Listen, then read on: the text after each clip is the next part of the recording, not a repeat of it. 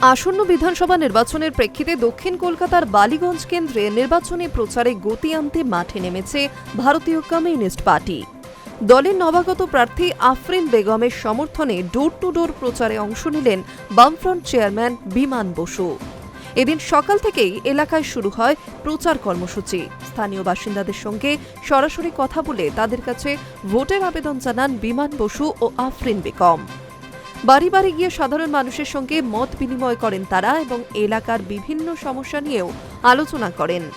বাম নেতৃত্বের দাবি, মানুষের সঙ্গে সরাসরি সংযোগ স্থাপনই তাদের প্রচারের মূল লক্ষ্য। বিমান বসু অত্যন্ত বিনয়ের সঙ্গে ভোটারদের উদ্দেশ্যে বলেন, আমরা উন্নয়নের রাজনীতি করতে চাই, আপনারা একবার সুযোগ দিন, আমরা মানুষের পাশে থেকে কাজ করব। তিনি আরও জানান, নবাগত প্রার্থী হলেও আফরিন বেগম এলাকার মানুষের সমস্যার বিষয়ে যথেষ্ট সচেতন এবং সেগুলি সমাধানে আন্তরিকভাবে কাজ করতে প্রতিশ্রুতিবদ্ধ।